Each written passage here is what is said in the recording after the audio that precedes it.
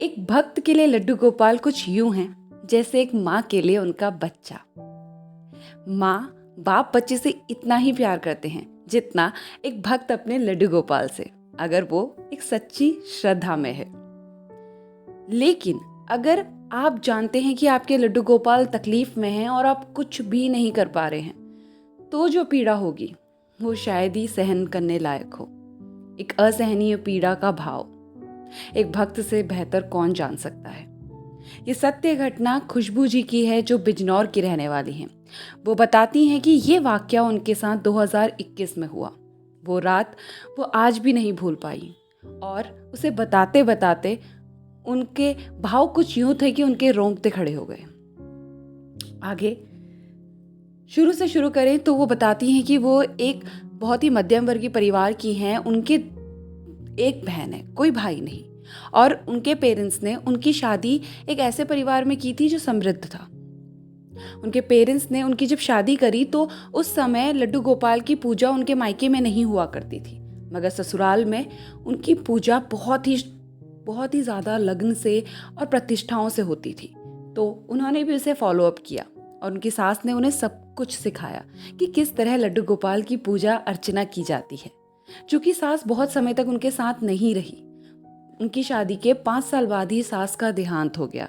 अब उनके घर में उनके पति, उनके ससुर जी और उनके अपने 2 बेटे थे। ये जो घटना उनके साथ घटित हुई है 2021 कोविड की दूसरी लहर के समय की है। जैसा कि मैंने आपको बताया कि उनके मम्मी पापा का कोई बेटा नहीं था, तो कभी भी कोई समस्या होती तो ये या इनकी छोटी बहन ज्योति उनमें से एक मम्मी पापा के पास चला जाता। इस बार उन्होंने ज्योति से कहा, लेकिन ज्योति ने कहा कि उनकी सास बीमार है और सास को छोड़कर मायके जाना सही नहीं, तो खुशबू जी को ही जाना पड़ा।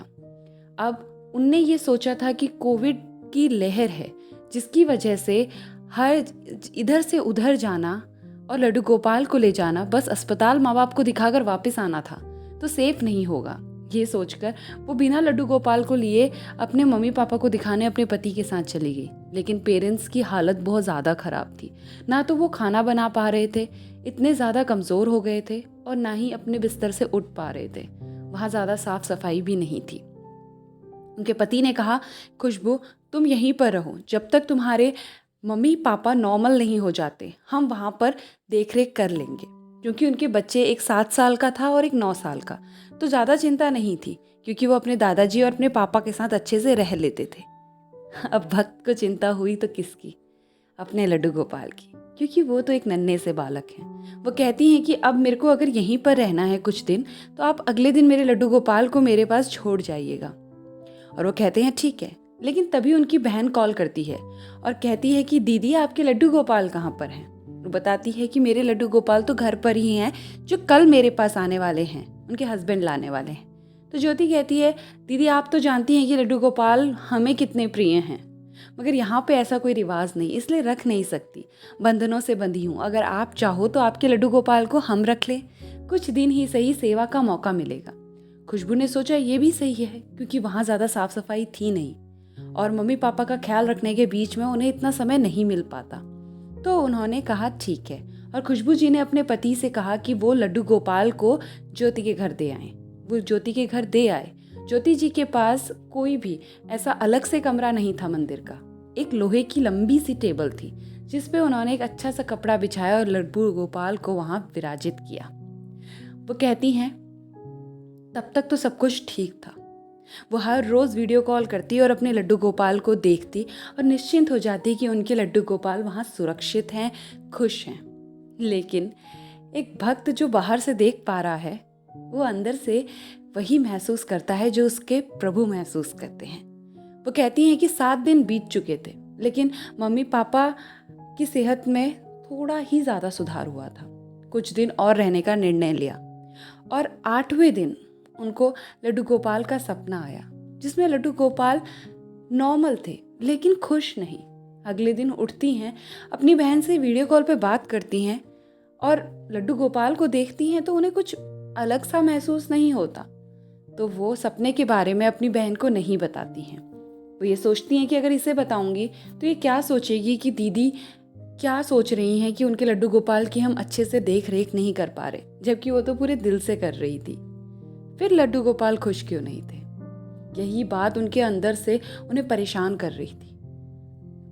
अगले दिन, अगली रात को उन्हें फिर वही सपना आया। इस समय लड्डू गोपाल की आंखों से आंसू बह रहे थे। वो घबरा कर उठी तो सुबह के 4 बज गए थे। उन्होंने अपनी माँ को सारा वाकया बताया। माँ ने कहा, तुम लड्डू गोपाल को इतना प्रेम करती हो, रोज़ वीडियो कॉल पे उन्हें देखती हो, शायद इसी वजह से तुम्हें उसकी चिंता हो रही है और तुम्हें ऐसे ऐसे ख्याल आ रहे हैं, नेगेटिव थॉट्स।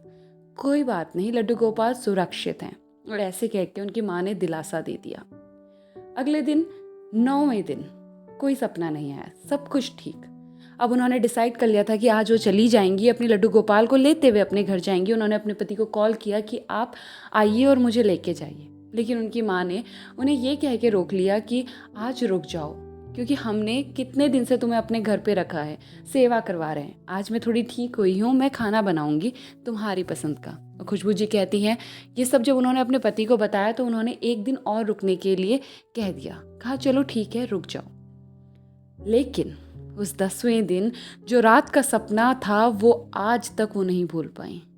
वो कहती हैं वो सोई और रात को उन्हें सपना आया कि उनके लड्डू गोपाल को बिजली के झटके लग रहे हैं।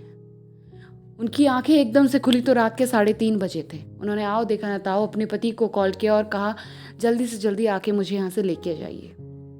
उनके पति उनके पास सुबह 6 बजे पहुंचे और वो नहा धोकर अपनी माँ के घर से सीधा ज्योति जी के घर पहुंची करीबन 6:30 बजे। वो कहती हैं कि ज्योति जी उन्हें देखकर चौंक गई और उनसे कहा, दीदी आप बिना बताए? तो खुशबू जी ने कहा, कोई बात नहीं, लड्डू गोपाल को ले जाने आई हूँ, हम घर वापस जा रहे हैं। ज्योति जी ने कहा, ठीक है, लड्डू गोपाल अभी सो रहे हैं, मैं नहा कर उन्हें जगाती हूँ। तो खुशबू जी ने कहा, कोई बात नहीं, मैं नहा कर ही आई हूँ, मैं जगा देती हूँ। और ऐसा कह के वो लड्डू गोपाल के पास गई। देखा कि वो लोहे की उसी टेबल के ऊपर आराम से सो रहे हैं। इनफैक्ट उनकी बहन ने एक टेबल फैन भी उनके लिए लगाया है, जिसे अच्छी सी हवा आए और उनका लड्डू गोपाल सुनिश्चित तरीके से गर्मी में सो पाए। लेकिन जैसे ही वो अपने लड्डू गोपाल के पास गई, टेबल पे हाथ रखा, उन्हें जोर से बिजली का झटका लगा और वो एकदम से पीछे हुई और चिल्लाई। ये ज्योति जी और उनके हस्बैंड दोनों ही देख रहे थे। ये देखते ही ज्योति जी ने प्लग ऑफ किया और कहा, दीदी क्या हुआ? तो उन्होंने बताया कि इससे तो बिजली का झटका आ रहा है, क्या तुम्हें कभी महसूस नहीं हुआ? तो उन्होंने कहा, नहीं दीदी, क्योंकि जब हम पूजा पाठ करते हैं तो ये पंखा बंद रहता है और बस सोने के समय रात को लड्डू गोपाल को सुला कर हम ये पंखा चलाते हैं और सुबह फिर बंद कर देते हैं, तो हमने कभी ये झटका आया या महसूस नहीं किया, क्योंकि हम आए ही नहीं टेबल के पास। तो उन्होंने कहा, हाँ, यही झटका मेरा लड्डू गोपाल इतने दिन से खा रहे हैं। और जब उनसे असहनीय हो गया ना, तो उन्होंने आकर मुझे बताया कि मैया, ओ मैया, मैं कितना परेशान हूँ, मुझे कितने झटके लग रहे हैं। और फिर वो कहती हैं कि उनके मन में ये मलाल रह गया कि मैं अपने लड्डू गोपाल को इससे किस तरीके से छोड़ आई, कितनी लापरवाही कर दी मैंने।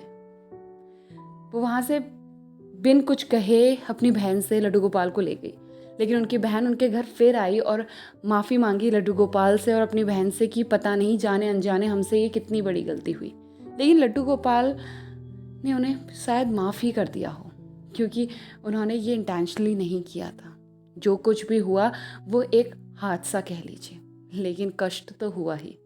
और भक्त यही सोच सोच कर परेशान था कि उसके देवता, उसके भगवान, उसका बच्चा लड्डू गोपाल इतने दिन कितने कष्ट में रहा। तो जो भगवान का भक्त होता है ना, वो भगवान को अपने अंदर महसूस करता है, उसकी पीड़ा को महसूस करता है। इसीलिए तो खुशबू जी को भी वो झटका महसूस हो रहा था जो वहाँ लड्डू गोपाल को लग रहा था। लेकिन वो ये सोच सोच कर सुनिश्चित थी कि इतने बड़े दुनिया के रचयिता ने मुझे मैया कह के पुकारा, और जो संबंध वो भगवान के साथ स्थापित करने की कोशिश कर रही थी वो कहीं ना कहीं बन चुका है। भगवान कहीं ना कहीं उनकी सेवा को स्वीकार कर चुके हैं। तो जो अटकेलियाँ, लीलाएं उन्होंने अपने सपने में देखी या महसूस करी या फिर करती हैं, वो तो एक अलग चीज़ थी। बट ये जो संबंध है एक तकलीफ़ में अपनी माँ को पुकारने का, ये जो माएँ सुन रही होंगी या जो पेरेंट्स होंगे वो अच्छे से समझ सकते हैं जिनकी संतान है। अब कहानी यहीं ख़त्म करती हूँ, ये सत्य घटना यहीं तक। अगर आपको सत्य घटना का भाव समझ में आया, थोड़ी भी पसंद आई, तो लाइक बटन पे क्लिक करना ना भूलें और ऐसी ही सत्य घटनाओं के लिए सब्सक्राइब करें और फिर कमेंट पे लिखते हुए जाइएगा। श्री कृष्णा, राधे राधे।